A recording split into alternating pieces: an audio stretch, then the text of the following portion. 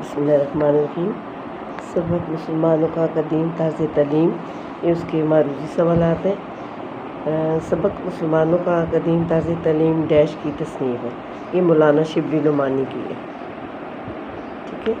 اس کے بعد نمبر 2 پہ شبلی نعمانی کو اردو کا پہلا مورخ ہونے کا اعزاز حاصل ہے۔ مورخ کا مطلب ہے تاریخ لکھنے والا، یعنی جو کچھ انہوں نے شروع سے لکھا اس کے بارے میں، اردو کے بارے میں، تو اس لیے ان کو مورخ کہا گیا، یہ ہے۔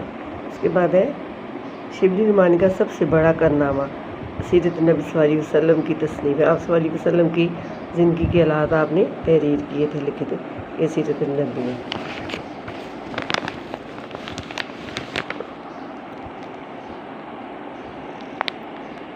نمبر 4 پہ شبلی نعمانی کو حکومت نے شمس العلماء کا لقب دیا۔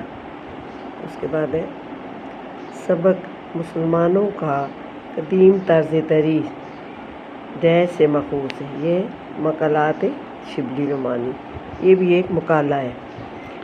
دریائے سندھ کے کنارے تک اسلام حکومت کا راز ہے، یہ۔ اس کے بعد ہے نمبر 7 پہ فلسفہ نے علم کلام کی صورت میں مذہبی علم ہونے کی حیثیت اختیار کر لی، یہ دیکھیں فلسفہ۔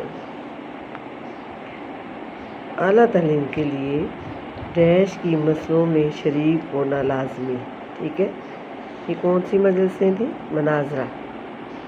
مناظرہ کہتے ہیں کہ آمنے سامنے دو بندے جو آپس میں بات چیت کرتے ہیں تو وہ اس کو مناظرہ کہتے ہیں، کسی بھی مسئلے پر۔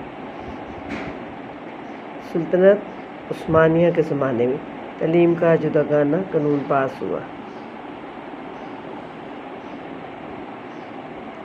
پہلے اور دوسرے دور میں زیادہ تر حافظہ کی تعلیم ہوتی تھی، یعنی حفظ کرنا، نہیں فن کی تعلیم ہوتی تھی۔ حافظہ والا آگے آئے گا نا، فن کی تعلیم دی جاتی تھی۔ اس کے بعد ہے تیسرے دور نے کتاب تعلیم کی بنیاد ڈالی، کتابی تعلیم کی بنیاد ڈالی، ٹھیک ہے۔ اس کے بعد مذہبی ڈیش کی وجہ سے فلسفہ اور منطق سے ہمدردی نہ تھی، یہ ہے غلط فہمی۔ اس کے بعد ہے علوم وہ تھے جن کو ڈیش سے زیادہ تر طلب حافظہ، اس کا آئے گا حافظہ، یعنی جو بھی تعلیم دی جاتی جو یاد کر لینا نا، اور اس وقت لوگوں کا حافظہ بھی بہت زیادہ تیز تھا، تو جو چیز بتائی جاتی تھی وہ یاد کر لیتے تھے۔ رابطہ کی علامت 2 نقطے ہیں جی، یہ۔ اور اس کے بعد جب کوئی مثال، تفصیل، فہرست بیان کرنی ہو تو ڈیش کی علامت لگاتے ہیں، تفصیلیہ، یعنی تفصیل سے تفصیلیہ، ٹھیک ہے، یہ آپ دیکھ لو۔ اس کے بعد یہ آگے ایک سوال بھی ہے کہ 145 ہجری سے پہلے مسلمانوں کا طرز تعلیم کیسا تھا، یہ اس کے پوائنٹ ہیں شبلی نعمانی نے جو لکھے ہیں، ٹھیک ہے۔ اب دیکھیں پہلا بتایا اس نے، یہ عربوں کی سادہ اور نحیثیت طرز زندگی کے عین مطابق ہے، یعنی سادہ، جس طرح کے سادہ لوگ تھے اس طرح کی ان کی تعلیم بھی سادہ تھی، عربوں کی طرح سادہ تھی، عام لوگوں کی بھی۔ اس زمانے میں تصنیف و تالیف یعنی کتابوں کو لکھنے کا رواج نہیں تھا، ٹھیک ہے، بلکہ حافظے کی وجہ سے جو ہے وہ لیکچر دیتے تھے اور یاد کر لیتے تھے، اور املا وغیرہ وہ بھی تھی۔ اچھا، ایسے علوم پڑھائے جاتے جن کا تعلق حافظے سے تھا، ٹھیک ہے۔